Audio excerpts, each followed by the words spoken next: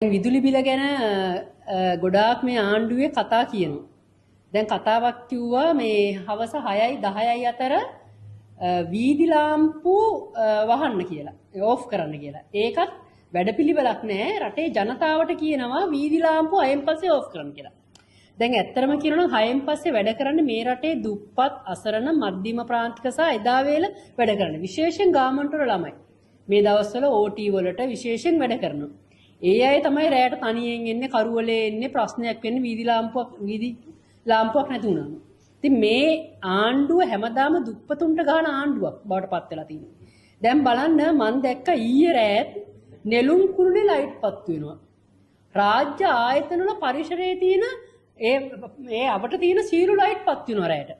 දැන් මේ ආණ්ඩුව කොච්චර අසමත් වෙලා තියෙනවද තමන්ගේ පාලනයේ යටතේ තියෙන ලයිට් ටිකවත් ඕෆ් කරගන්න බෑ. මේ ආණ්ඩුව ජනතාවට කියන වීදි ලාම්පුව වහන්න කියලා.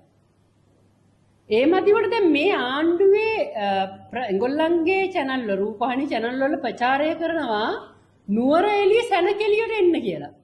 ඒතර නුවරඑළිය සැනකෙළිය කියන්නේ රටේ රැයට ලයිට් ඕෆ් මේ ලයිට් වලින් මේ සෙල්ලම දාන්නේ. හැබැයි ජනතාවට කියන 100කට වැඩි උත්සව ගන්න බෑ ලයිට් දෙන්නේ නැහැ. මේ ආණ්ඩුවේ මේ කැත ජරා ප්‍රතිපත්තිය මොකද්ද කියලා කියන ප්‍රතිපත්තිය තියෙනවද මේ ආණ්ඩුවට? හරි මොකක් හරි ප්‍රශ්නයක් මැද්දේ ගල් අඟුරු හොරකම හින්දා හරි මොකක් හරි එකක් හින්දා මේ රටේ හිතා ගන්න බැරි තරමට කරන්ට් බිල වැඩි වෙනකොට මේකට විසඳුම් දෙන්නේ දුප්පත් අහිංසක මිනිස්සුන්ගේ බඩට ගහලා. දුප්පත් අහිංසක මිනිස්සුන්ගේ ඔළුවට ගහලා. හැබැයි මේ ආණ්ඩුවට කරන්න පුළුවන් වැඩ ටිකවත් ඒක ක්‍රමානුකූලව කරන්න මේ ආණ්ඩුව අසාර්ථකයි. දැන් ඇත්තටම සමාජවාදී ආණ්ඩුවක ඒ නායකයෝ කියන්නේ හැමදාම කතාව විතරක් නෙමෙයි ප්‍රායෝගික වෙන්න ඕනේ. ප්‍රායෝගික වාදය තමයි සමාජවාදී ප්‍රතිමූර්තිය.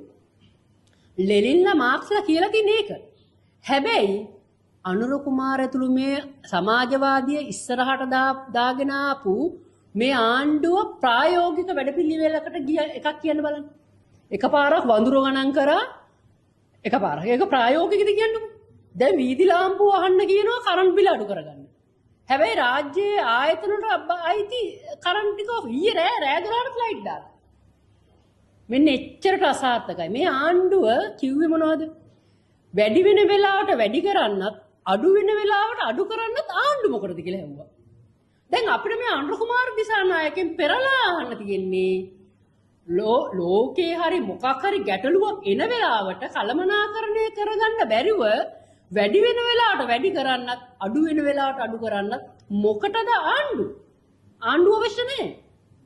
ඒ වගේම තමයි මේ තෙල් වලට මේගොල්ලන් hina වුණා.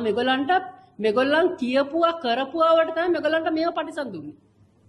රටක් පාලනය කරනවා කියන්නේ ලේසි පහසු දෙයක් නෙමෙයි. මේගොල්ලන් ඒකට ඔච්චම් කරා. මේගොල්ලන් කතා කිව්වා.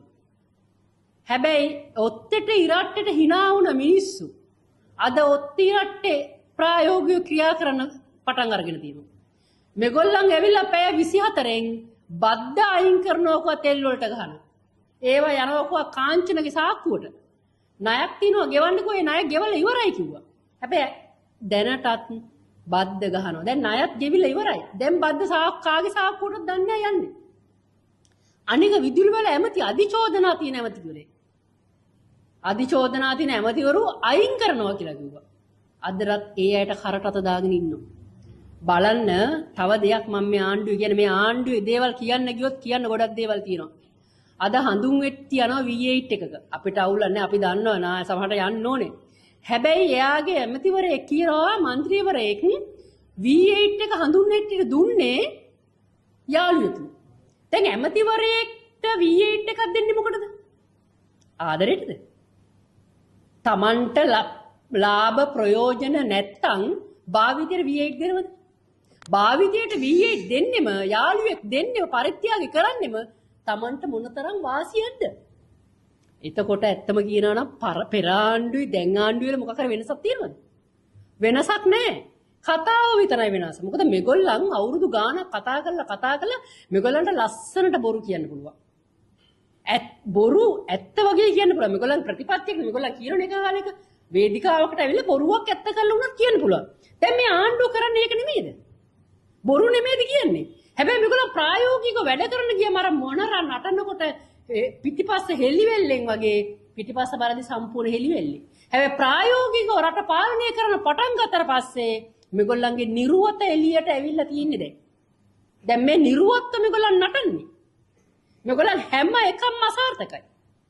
අසාර්ථක ආණ්ඩුවක්. ලැජ්ජයි කියන්න. හැබැයි මහාචාර්ය ආචාර්යවරු ඇවිල්ලා හෙන්න ලොකු විශාල කතා කියලා තමයි මේ ආණ්ඩුව හැදුවේ. එහෙම හදපු ආණ්ඩුව අමුවේ රෙදි ගැලවෙනවා. අමුවේ රෙදි ගැලවෙන්නේ මහදවල්. ලැජ්ජයි. දැන් දින අපිට හූ තියන්න විතරයි.